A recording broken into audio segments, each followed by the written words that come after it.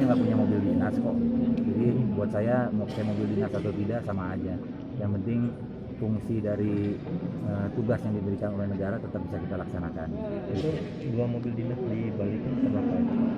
Ya karena mungkin saya melihatnya situasi saat ini gitu ya, situasi saat ini yang paling penting yang saya lakukan itu bukan untuk pencitraan, apalagi juga untuk bisa dikasihani oleh masyarakat ataupun juga siapapun juga.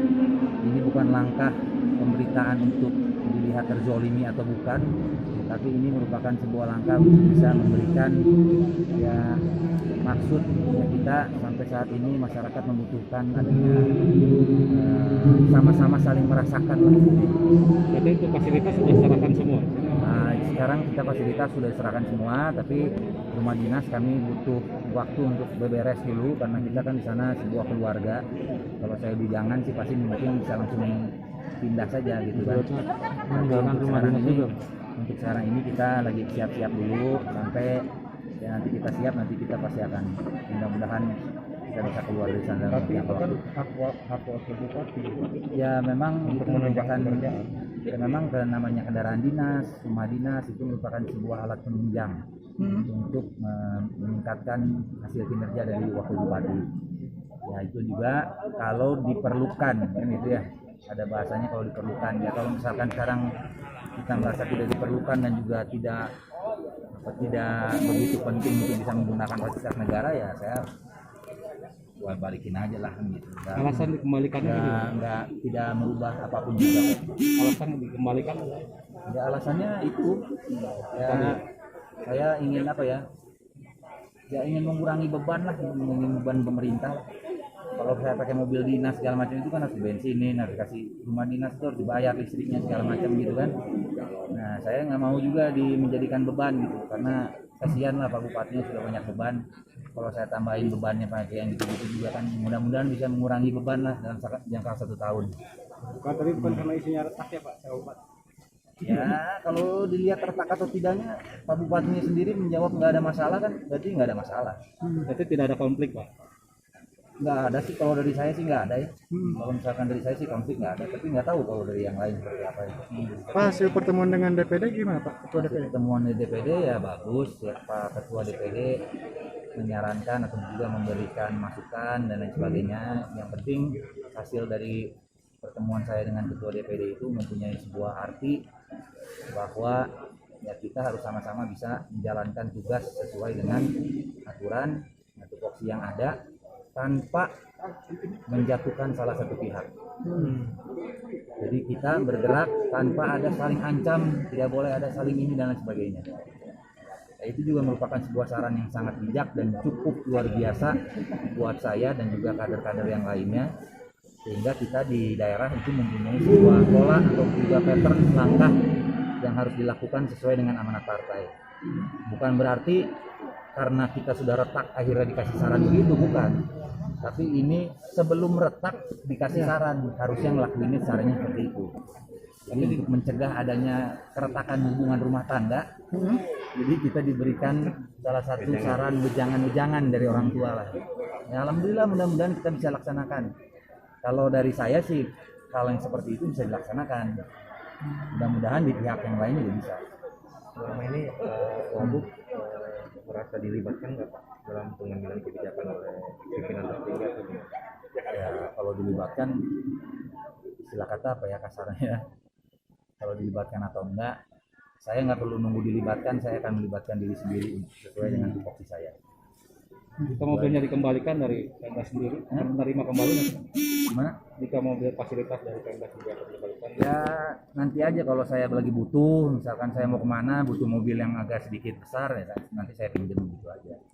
Kalau untuk dikembalikan segala macam ya nanti juga istilah kata kalau memang kita mengakhiri masa jabat juga itu mungkin bisa menjadi hak KDD buat kita, sama aja dititipin aja biar kilometernya nggak tinggi lah gitu. Ini bukan juga katanya ada isu untuk 2024. Ya 2024 sekarang begini ya, 2024 itu satu masa yang masih sangat panjang, dan sebelum pemilihan itu kita akan libur dulu 1 tahun. Jadi semuanya akan dikembalikan kepada masyarakat. terlepas dari pemilihan siapa yang akan maju dan tidak, saya sendiri juga belum tentu maju, gitu kan? Saya belum tentu maju, siapapun juga belum tentu maju, karena waktu untuk penentuan calon itu kan belum waktunya.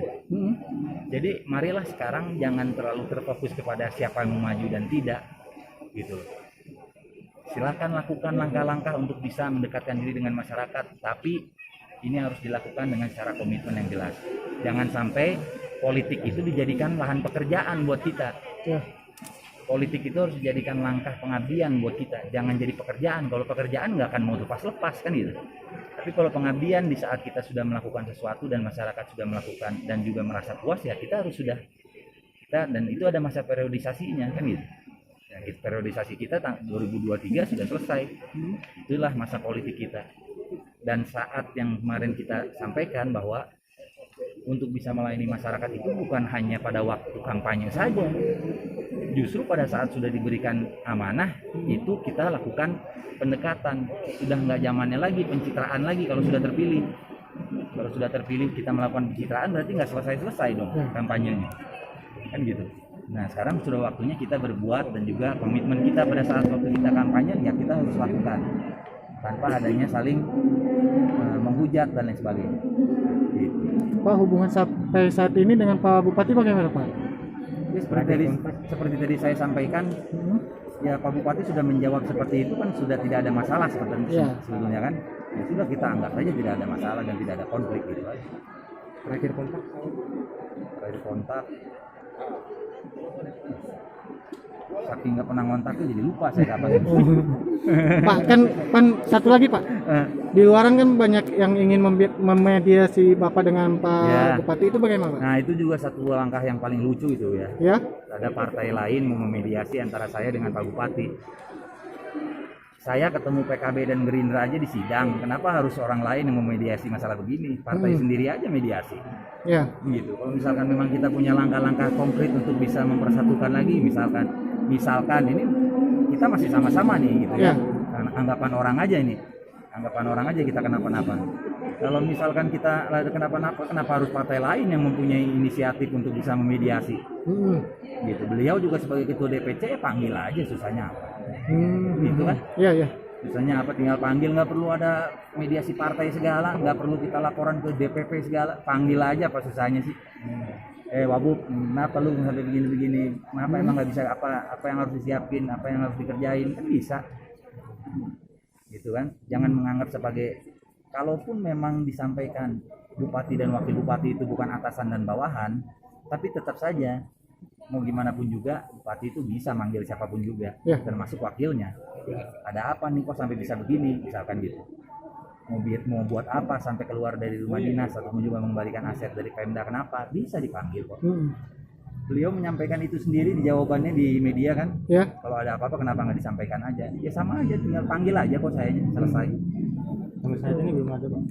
Belum, alhamdulillah. Berarti belum. Masalah konflik makam Bojong.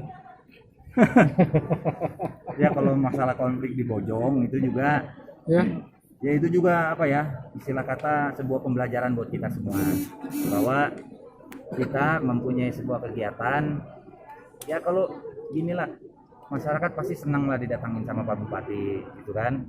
Ya saya juga nggak tahu kalau tadinya masyarakat itu ngundang Bupati duluan atau saya duluan, saya nggak tahu. Yang saya tahu itu hari Minggu jam 9 saya diundang ke Desa Bojong untuk membuka salah satu fasilitas yang akan dibuka oleh Desa Bojong. Nah, begitu kita mau ke sana, tiba-tiba ada kabar bahwa Pak Bupatinya yang mau menghadir ke sana. Ya udah, saya sebagai wakil juga punya tahu diri, saya juga etika. Kalau Pak Bupatinya mau ke sana, masa saya memaksa ke sana?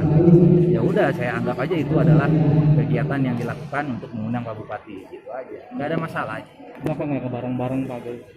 Ya karena undangannya juga sendiri-sendiri gitu. Kalau undangannya ke Bupati ada, ke saya ada, juga mungkin kita akan datang berdua gitu.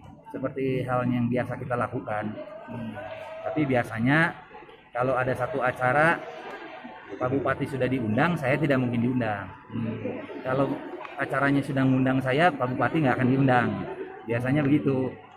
Tapi ya sekarang kita melihat ya ke depannya ini juga menjadi pembelajaran bahwa ya kita harus sama-sama harus bisa menjaga agar masyarakat ini tidak kebingungan, masyarakat ini di tengah-tengah kesulitan jangan juga disuguhkan oleh drama.